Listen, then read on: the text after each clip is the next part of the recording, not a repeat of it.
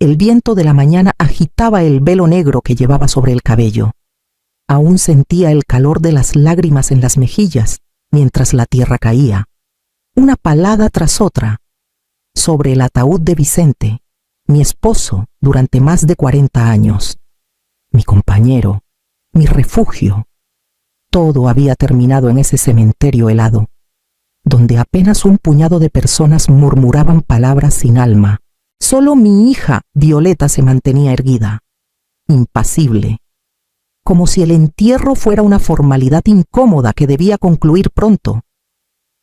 Al regresar a la casa, nuestra casa, o al menos eso pensaba yo, el silencio me pesó más que la pérdida. Miré a Violeta, esperando que me indicara con qué habitación podría quedarme. No pedía lujos, solo un colchón donde llorar tranquila, pero en lugar de compasión. Su voz cayó como un látigo.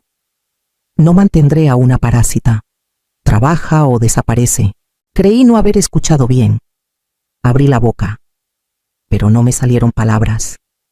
Ella se cruzó de brazos, firme como si tuviera ensayado ese momento desde hacía tiempo, y antes de que digas algo continuó. Esta casa no es tuya. Papá la puso a mi nombre hace 6 años. Tengo las escrituras, puedes comprobarlo. Mi cuerpo entero se tensó.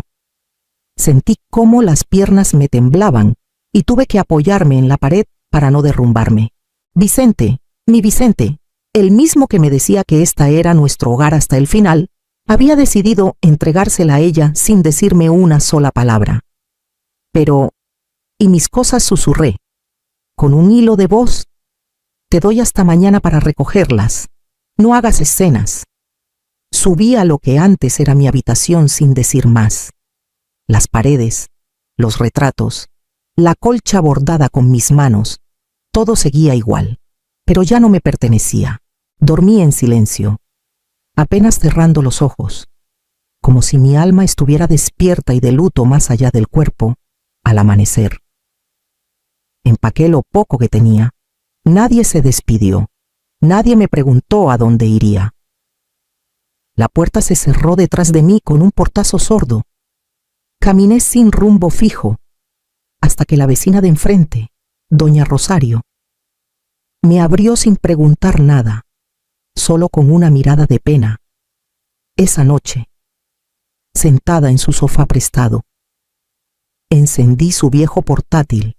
No tenía más opción, tenía que encontrar trabajo, aunque fuera para una viuda rota y sin experiencia.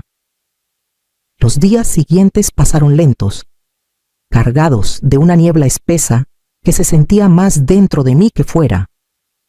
Dormía en el sofá de doña Rosario, una mujer mayor que apenas conocía, pero que me acogió con la compasión que no encontré en mi propia hija.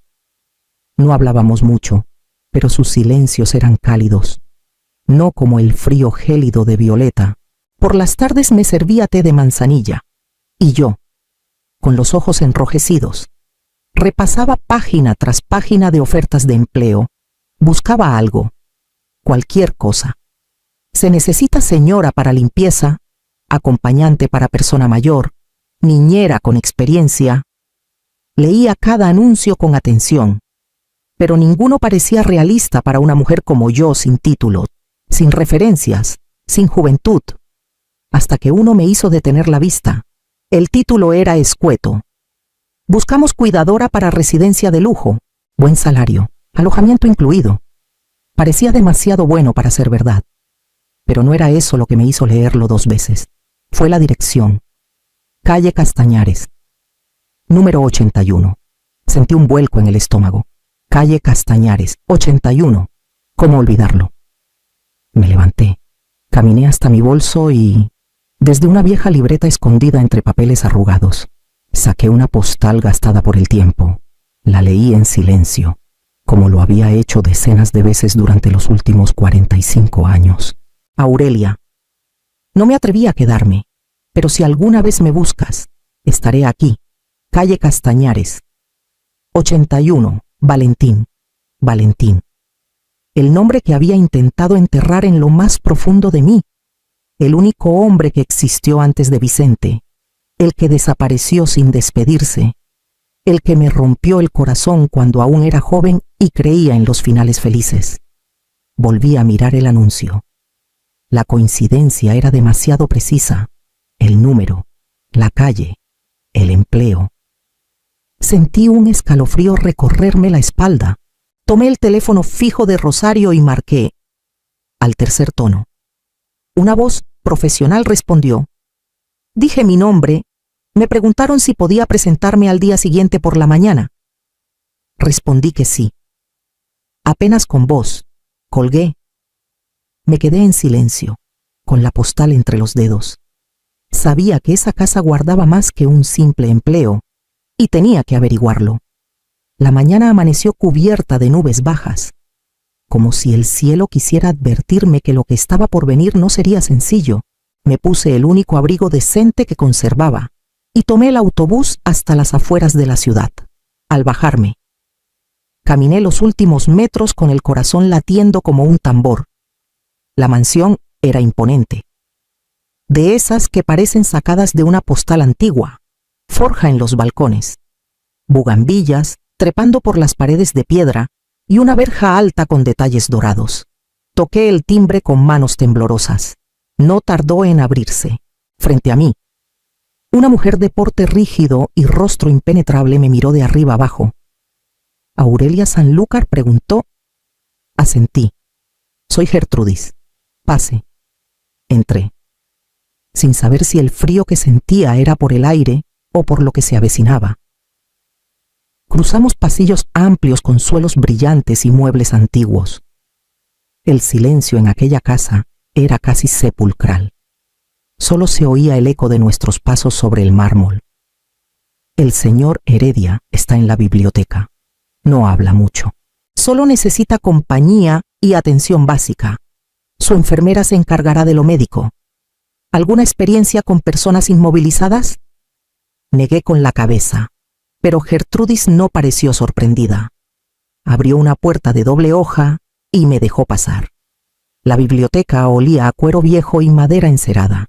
En el centro, junto a un ventanal, había un sillón reclinable. En él, un hombre delgado, con el cabello canoso y rostro surcado de arrugas. Observaba la lluvia golpear el cristal.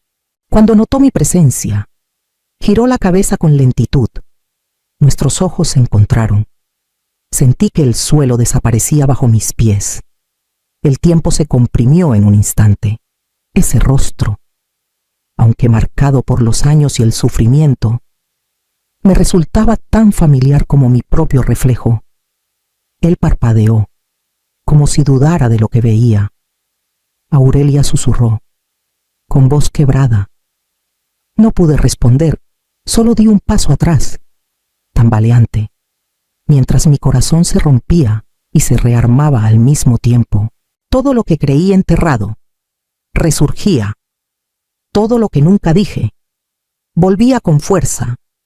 Y lo peor era que, a pesar de todo, mi nombre en sus labios seguía sonando como un refugio. Pasaron 2 días antes de que me atreviera a hacerle preguntas.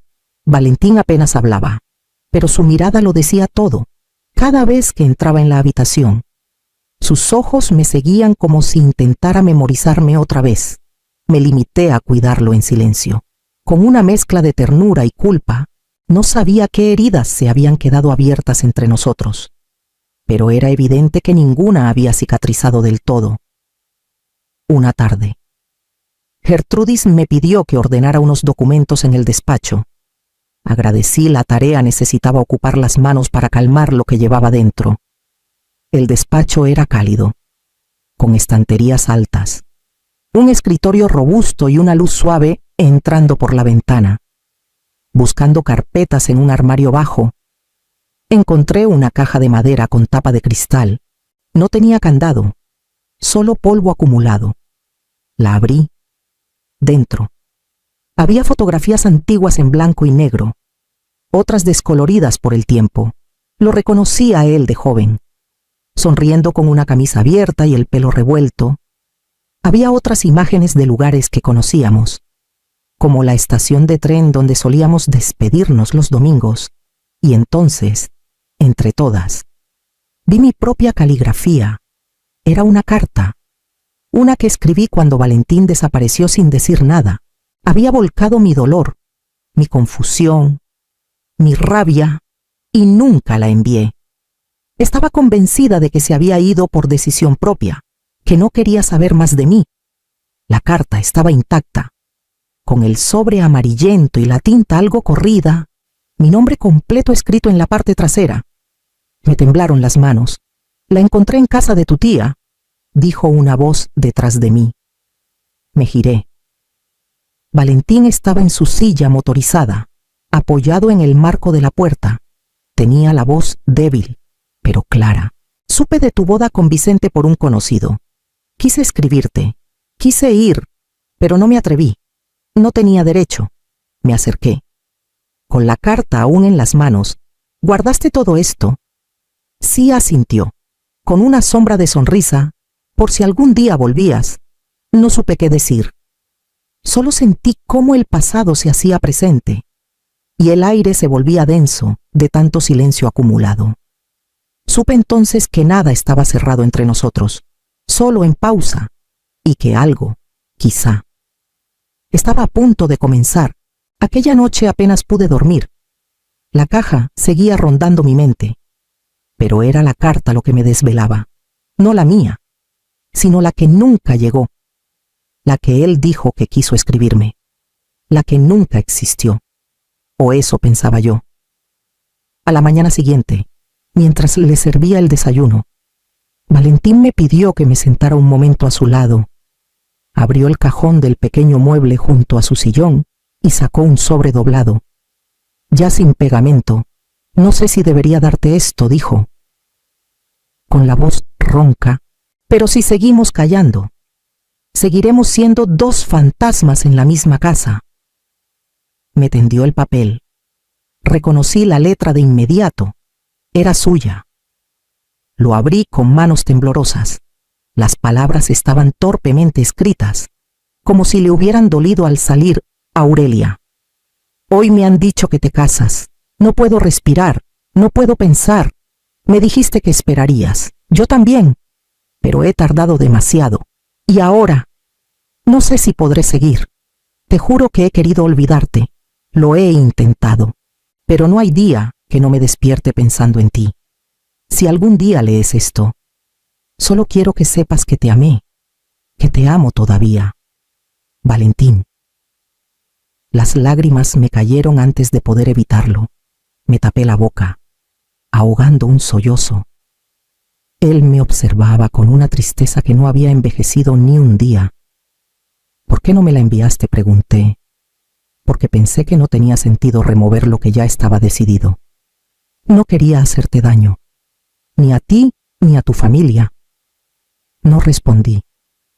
No podía. Todo lo que habíamos callado por años pesaba más que cualquier palabra. Pasaron varios días sin hablar de nuevo del pasado, pero algo cambió entre nosotros. Nuestros silencios ya no eran de distancia, sino de intimidad. Le acomodaba el cuello con cuidado, le masajeaba las manos rígidas con aceite tibio, y él, sin decir nada, cerraba los ojos y suspiraba como quien encuentra un lugar seguro. No sabía si aquello era amor otra vez, pero sí era ternura. Y en medio del caos de mi vida, era lo más parecido a la paz que había sentido en años. La rutina con Valentín empezó a adquirir una dulzura que no esperaba. Ya no me despertaba llorando, ni me acostaba con la ansiedad de no saber qué sería de mí en su lugar. Los días se llenaban de gestos pequeños, conversaciones pausadas, recuerdos compartidos y un silencio cómodo que nunca había tenido con Vicente. Era como si, en ese espacio detenido, estuviéramos reparando lo que el tiempo y las decisiones nos habían roto. Una tarde, mientras ayudaba a Gertrudis a limpiar el pasillo central, me detuve frente al gran reloj de pared. Era una pieza majestuosa, de madera oscura tallada, con números romanos dorados, pero sus manecillas estaban quietas. ¿No funciona?, pregunté. Pasando el trapo con cuidado por la superficie polvorienta, Gertrudis se quedó quieta. Tardó un segundo en responder, con la voz baja, como si revelara un secreto. Se detuvo el día del accidente de don Valentín. Me giré hacia ella, sorprendida, y nunca lo mandaron a reparar, él no lo permitió. Dijo que el tiempo debía quedarse así, que para él. Todo se había congelado en ese instante. Tragué saliva. De pronto, el pasillo entero pareció lleno de ecos que solo él podía oír. Caminé hacia el reloj y observé las manecillas, las 4:20. Me pregunté si esa había sido la hora exacta en que todo cambió para él. Dijo por qué, susurré. Gertrudis asintió. El tiempo ya no tiene sentido si ella no está. Me dijo una vez. Que se quede así hasta que Aurelia regrese. Sentí un nudo en la garganta. Durante décadas había creído que él me había olvidado, que había seguido su vida. Y allí estaba la prueba silenciosa de que no fue así. De que, de alguna manera, él había estado esperándome siempre. Aquella noche, me detuve sola frente al reloj. Toqué la madera con los dedos y apoyé la frente contra el cristal. Me sentí niña y anciana al mismo tiempo. El tiempo, en esta casa, no avanzaba. Y por primera vez en años. No tenía prisa por salir de ahí. Lo que no sabía era que no todos estaban dispuestos a dejar ese reloj inmóvil. No hubo timbre, ni llamada previa. Solo el chirrido violento del portón principal, abriéndose como si alguien quisiera arrancarlo de cuajo. Gertrudis me buscó con la mirada desde la cocina. Antes de que pudiera reaccionar, Violeta apareció en la entrada del salón con la misma energía que una tormenta. Así que esto hacías. Su voz cortó el aire como una cuchilla. Buscándote otro viejo al que pegarte. Me puse de pie con lentitud, conteniendo el temblor en las piernas. Valentín estaba en su sillón junto a la ventana, sereno, observándola como quien contempla una escena ya prevista. Me acerqué a ella con calma, como si mi temblor interior no existiera. No tienes derecho a entrar así, le dije. Ah, no. Y tú sí tienes derecho a de hacer de enfermera enamorada para ver si te cae otra herencia. ¡Basta! Violeta. Fue la voz de Valentín la que la hizo callar. No fue fuerte, pero tuvo el peso exacto para que todos enmudeciéramos. Se incorporó un poco con dificultad y nos miró con gravedad. Ya es hora de que esto se aclare de una vez. Ni Aurelia, ni tú, ni nadie heredará nada de mí. Violeta abrió los ojos como si no hubiera escuchado bien. Perdón. Todo mi patrimonio irá a la fundación que lleva el nombre de mi madre, becas, centros comunitarios, comedores. No quiero que nadie tenga la menor duda de por qué alguien estuvo a mi lado, por un momento. El silencio fue tan espeso que dolía respirarlo. Violeta retrocedió un paso, como si acabara de recibir una bofetada invisible.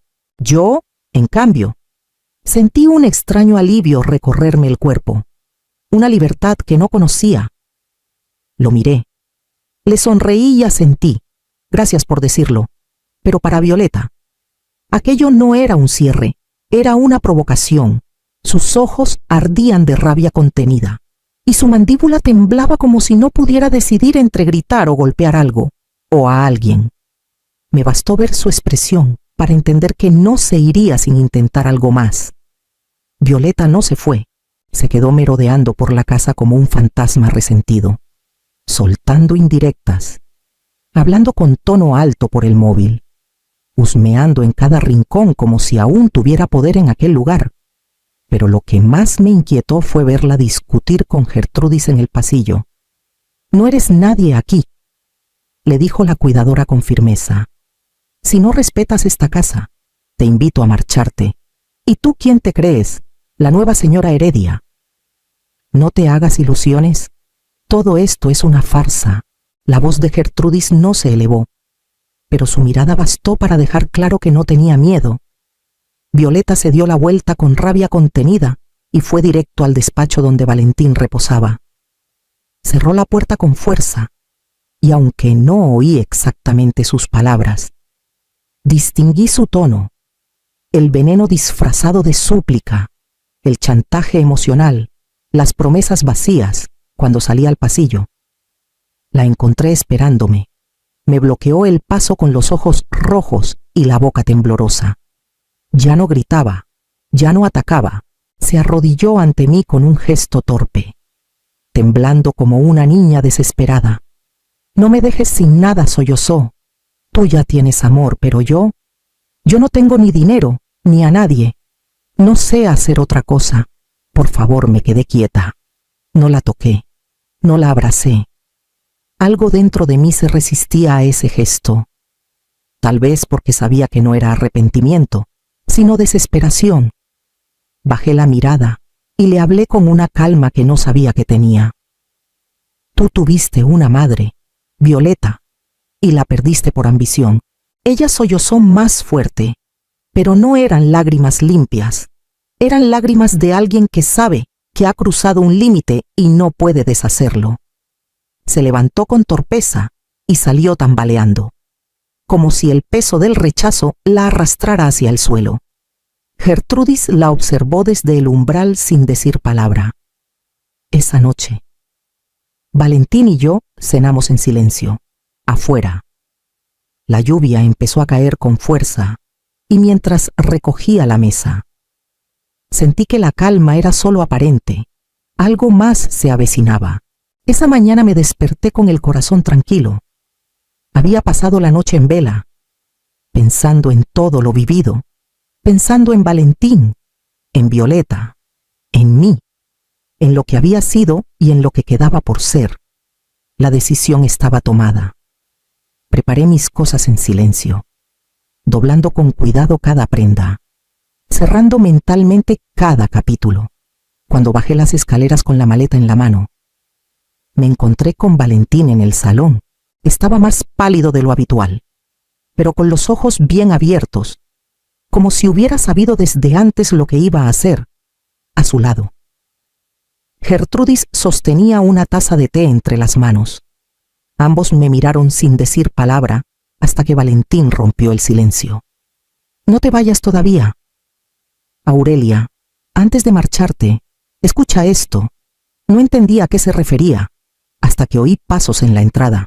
Me giré y allí estaba Violeta, de pie, con la misma expresión desafiante de siempre, aunque algo en sus ojos parecía diferente, más oscuro. ¿Quieres saber la verdad?, dijo, sin acercarse. Sí, sabía quién era ese hombre, sabía que era el gran amor de tu juventud. Sabía que te rompería el alma verlo así, enfermo, dependiente. Por eso te envié aquí. Sentí que el aire se escapaba de mis pulmones. Quería que se repitiera la historia, que te enamoraras otra vez, y que otra vez te quedaras sola. Mis manos temblaron, pero no solté la maleta. Gertrudis dio un paso al frente, indignada. Valentín cerró los ojos con fuerza, como si las palabras hubieran sido cuchillas. Pensé que con eso pagarías por haberme dejado atrás toda la vida, continuó Violeta. Por hacerme sentir invisible, por poner siempre a papá primero. Yo solo quise devolverte el vacío. No le respondí, no podía. En vez de eso, solté la maleta con suavidad, me acerqué al ventanal, abrí las cortinas y dejé que el sol entrara. Entonces, volví la vista hacia Valentín. Mi decisión ya no dependía de lo que había pasado, sino de lo que estábamos a punto de hacer. Me volví hacia Valentín. Sus ojos, cansados pero vivos, me buscaron con una intensidad que no había sentido en años. Quise decirle adiós, dejar todo en su sitio, cerrar la puerta con delicadeza, pero entonces habló. No necesito una heredera, Aurelia, necesito una compañera. Quédate. Mi aliento se detuvo un segundo. No te ofrezco dinero, te ofrezco los años que me quedan, lo poco que soy, pero lo soy contigo. Todo se detuvo a mi alrededor, el dolor, la culpa, incluso el eco de la voz de Violeta que aún flotaba en los rincones de la casa. No había promesa más honesta que aquella, sin adornos, sin garantías. Entonces me quedo, susurré, no por caridad, por amor. Valentín sonrió. Gertrudis, que había observado en silencio desde el marco de la puerta, se acercó con una carpeta entre las manos. Antes de que vuelvas al piso de arriba, dijo con una media sonrisa, esto es para ti. La abrí, confundida. Dentro había un papel firmado, con el membrete de una notaría.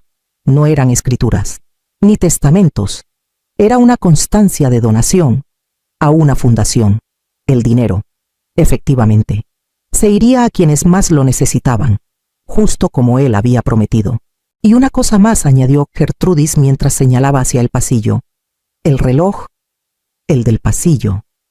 Me giré, sorprendida. El tic-tac resonaba, suave pero firme. Volvió a funcionar esta mañana, dijo ella, justo después de que aceptaras quedarte. Él te esperaba. Ahora el tiempo puede seguir.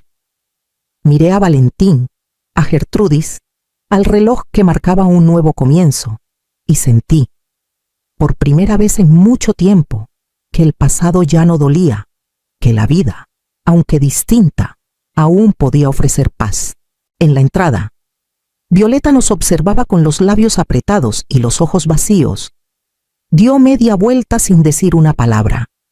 La vi marcharse sin rencor, sabiendo que ya no me pertenecía la pena, solo el presente, solo la elección de quedarme. Y así, con el corazón tranquilo, caminé de regreso a la sala donde me esperaba el hombre que había detenido el tiempo por mí.